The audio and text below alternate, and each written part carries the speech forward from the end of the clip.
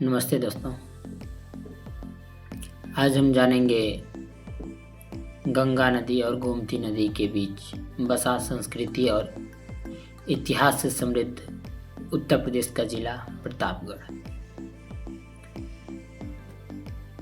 आइए इस जिले की पूरी जानकारी आसान भाषा में समझते हैं। जानकारी हम भी कहीं से खोज के पढ़े हैं।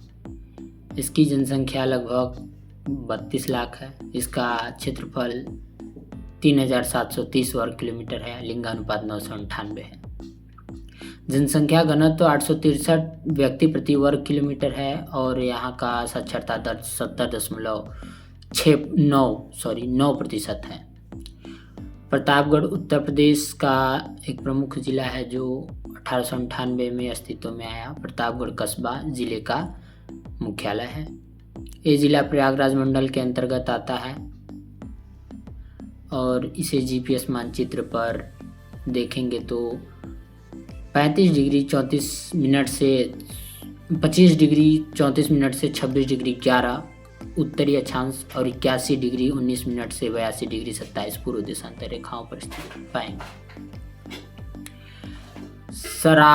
सराय नाहरराय नामक मध्य पाषाणी पूरा स्थल उत्तर प्रदेश के प्रतापगढ़ जनपद मुख्यालय से 15 किलोमीटर दूर गोखुर झील के किनारे स्थित है। इस पूरा स्थल की खोज केसी ओझा ने की थी। Tata fundamental research institute Bombay द्वारा प्रतापगढ़ के नाहर सराय राय में पाए गए मानव कंकालों का C14 परीक्षण किया गया है, जिसमें मानव कंकालों का 8000 वर्ष का पुराना बताया गया है। कंकालों को 8000 वर्ष पुराना बताया गया है। प्रतापगढ़ का इतिहास प्राचीन काल से संबंधित है और यह क्षेत्र वैदिक सभ्यता, महाजनपद युग, रामायण तथा महाभारत काल में भी महत्वपूर्ण रहा।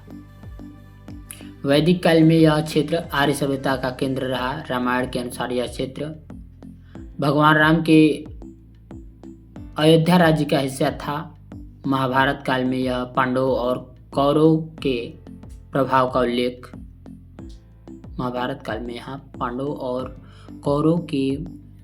उल्लेख भी मिलता है। महात्मा गौतम बुद्ध के समय प्रतापगढ़ क्षेत्र बौद्ध धर्म से प्रभावित हुआ, उनके प्रभाव में आया। यहाँ पे कई जैन तीर्थंकरों का भी संबंध रहा। मौर्य गुप्त शासकों ने यहाँ बौद्ध धर्म को प्रोत्साहित किया। ठीक।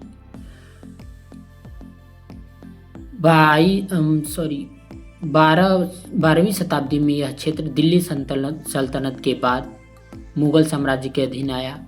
17वीं शताब्दी में राणा प्रताप बहादुर सिंह ने यहाँ एक किले का निर्माण करवाया, जिससे इसका नाम प्रतापगढ़ पड़ा। राणा प्रताप मुगलों और नवाबों के अधीन रहते हुए यहाँ राजपूतों और स्थानीय जमींदारों का प्रभाव रहा। 1801 ईस्वी में यह क्षेत्र अवध के नवाब शहादत अली खान द्वितीय द्वारा ब्रिटिश ईस्ट इंडिया कंपनी को सौंप दिया गया था। उससे संधि हुई थी। 1857 के प्रथम स्वतंत्रता संग्राम में प्रतापगढ़ के वीरों ने अंग्रेजों के विरुद्ध विद्रोह किया था। महात्मा गांधी के नेतृत्व में चलाए गए आंदोलनों में भी यहाँ के लोगों ने सक्रिय हिस्सा लिया। वर्ष 1947 में भारत की स्वतंत्रता के बाद यह जिला उत्तर प्रदेश का एक प्रमुख प्रशासनिक हिस्सा बना। इस जिले के उत्तर में सुल्तानपुर और दक्षिण में प्रयागराज, जहां पर अभी वीडियो बना रहे हैं। वैसे पूर्व में जौनपुर और पश्चिम में फतेहपुर और उत्तर पश्चिम में रायबरेली स्थित है। प्रतापगढ़ जिले में बहने वाली प्रमुख नदियाँ गंगा नदी, सई नदी, बकुलाही नदी और लोनी नदी और सरकनी नदी गोमती नदी है। यहाँ की जलवायु उष्णकटिबंधीय है। गर्मियों का तापमान यहाँ पर 45 डिग्री तक जा सकता है, जबकि सर्दियों में यही तापमान 5 डिग्री तक गिर सकता है। मानसून के दौरान पर्याप्त वर्षा होती है। मानसूनी हवाएं जब आती हैं तो पर्याप्त वर्षा होगा, जो कृषि के लिए लाभदायक होती है वर्षा। यहाँ की मृदा जलोढ़ और कछारी है, जो कृषि के लिए अधिक उपयुक्त मानी जाती हैं। इस ज़िले में उत्पादित होने वाली फसलों में गेहूँ, धान, गन्ना और सरसों, आलू, दालें शामिल हैं। प्रतापगढ़ के मुख्य धार्मिक पर्यटन स्थल शनिदेव मंदिर है। शनिदेव का प्राचीन पौराणिक मंदिर है। बेला देवी सई नदी के तट पर है। और भक्ति धाम कुंडा तहसील में स्थित राधा कृष्ण को समर्पित मंदिर है।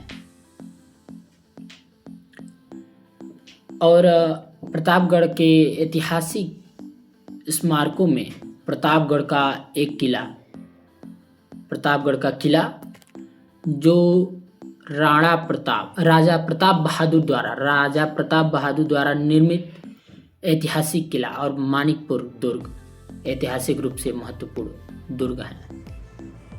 अभी हम पीछे वीडियो में देखे हैं कंकालों का C14 परीक्षण किया गया था। यह परीक्षण क्या होता है वहाँ पर हम नहीं जान पाए, लेकिन हम लास्ट में इसे बताते हैं। इसे हमने भी पढ़ा है। C14 परीक्षण कहीं किताबों से, वेबसाइटों से खोजकर पता लगाया और तब जाकर हमें पता चला कि C14 क्या होता है। C14 यानी रेडियो कार्बन डेटिंग एक वैज्ञानिक विधि है, जिससे यह पता लगाया जाता है कि किसी कंकाल, किसी हड्डी की उम्र कितनी पुरानी है। सरल शब्दों में समझे तो हर जीवित प्राणी में कार्बन 14 नामक तत्व होता है। जब जीव मर जाता है, जैसे इंसान का कंकाल बन जाता है, तो शरीर में नया C14 आना बंद हो जाता है। जब नया 14 आना बंद होगा तो उसी समय के साथ वहाँ पर धीरे धीरे C14 आना बंद खत्म हो जाता है। समय के साथ वो C14 वहाँ से नष्ट हो जाता है। वैज्ञानिक यह मापते हैं कि C14 कितना बचा है और उसी से कंकाल की उम्र का पता लगाते हैं। कंकालों में C14 कहाँ से लिया जाता है? हड्डियों से लिया जाता है। हड्डियों में मौजूद कोलेजन से, दांतों से लिया जाता है।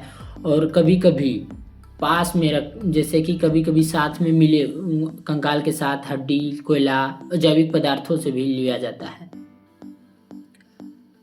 C14 कितने सालों तक का पता लगाया जा सकता है? C14 से कितने सालों तक का पता लगाया जा सकता है?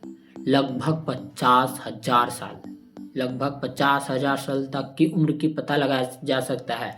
उससे अधिक, मतलब उससे पहले की उम्र पता लगाने के लिए हम किसी और विधि का प्रयोग करते हैं, जिसे हम पोटेशियम, क्या कहते हैं, याद नहीं आ रहा है थोड़ा, पोटेशियम आर्गन कहते हैं, याद आया। उसे 50,000 साल से पुरानी विधि, मतलब पुराना पता करना हो तो हमें पोटेशियम आर्गन विधि का प्रयोग करते हैं। इसी के साथ इस वीडियो को समाप्त करते हैं। अगर यह वीडियो आपको अच्छा लगे या अच्छा लगा हो तो लाइक और शेयर ज़रूर करें। जो मेरे तरफ से कमी हो उसे कमेंट बॉक्स में बताएं और अपनी राय ज़रूर दें। मिलते हैं अगले वीडियो में, तब तक के लिए जय हिंद।